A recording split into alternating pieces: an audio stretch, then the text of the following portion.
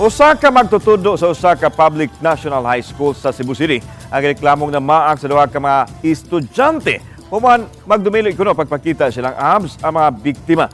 Giimbestigar na kini sa Department of Education. Ano ang report? Midangop sa opisina ni Kapitan Dave Tumulak sa Barangay Basag Pardo, Dakbayan Sugbo ang mga ginikanan sa duha ka mga tinunan sa grade 10 sa Don Vicente Rama Memorial National High School. Ilang gireklamo ang lalaking MAPI teacher sa tunghaan human nireklamo usab ang 17 anyos o 14 anyos nga estudyante. Human sa meeting, migawas ang magtutudlo og wa magpa-interview sa mga tigbalita. Sir, pwede may mukuan sa imong sign? Gibutyag sa ginikanan sa 17 anyos nga nakasinati karon og trauma ang iyang anak. Human gipaak sa reklamong maestro.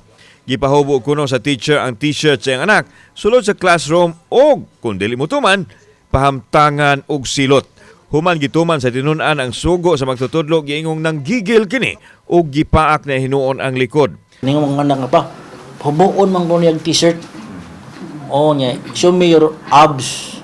Kung dili ka mo hubo sa imong t-shirt, on the air ka.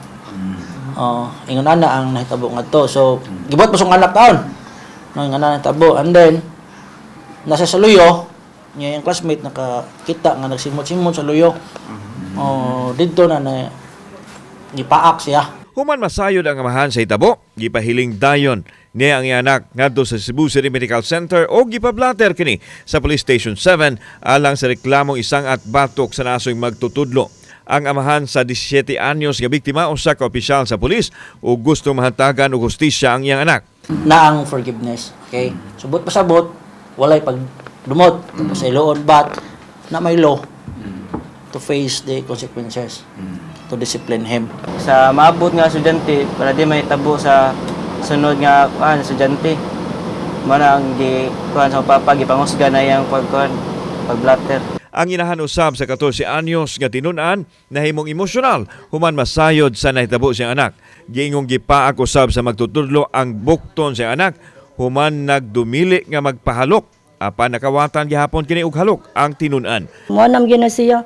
Class, kanang gusto siya mutan-aw kuno sa private part sa akong anak dayon papiyungon lang niya ang mga classmate niya wala man siya ni patuo gibunal niya ang bangko niya no siya niya napadyo ko na time nga gibunot niya ang buko-buk kanang sinina o kabaw ba kabiyo ko si Erdoya nya pagtan ano na limaho ang laway diri Matod sa inahan nga nihatod kini og kahadlok karon sa anak nga dili na gani makatug human sa nahitabo.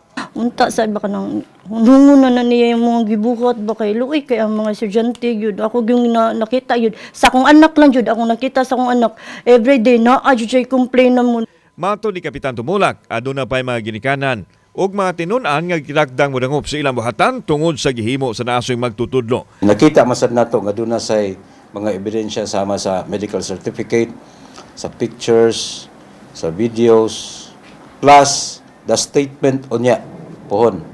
Nakita man nato nga naagi probable cause. Samtang may pasiugda na og internal investigation ang Don Vicente Rama Memorial National High School ug nakaduso na sila sa ilang report ngadto sa DepEd Cebu City Division. Ipaubos usab sa debriefing ang mga biktimang tinun-an uban ang ilang mga classmates nga nakasaksi sa gihimo sa maestro. Na-process na namo ang incident. Both sides nakuha na namo, napadangat na namo ang report kadto sa division, sir. Naman tay guidance counselor which is registered guidance counselor gyud na siya. So they will undergo counseling sa mga guidance counselor para sa ma-process ang kanila nga ma-providean sila og necessary psychological intervention para somehow ma-alleviate ang ilahang stress physically and emotionally tungod atong nahitabo. Sa text message nga gipadala ni Dr. Salustiano Jimenez, ang Regional Director sa DepEd 7 ngadto sa GMA Integrated News, iyang gitataw nga dili nila palabyon ang gihimo sa magtutudlo.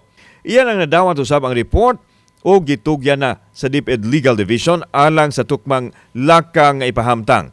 Gitataw sa direktor, misubay sila karon sa due process sa investigasyon nga ilang gipahigayon patok sa magtutudlo.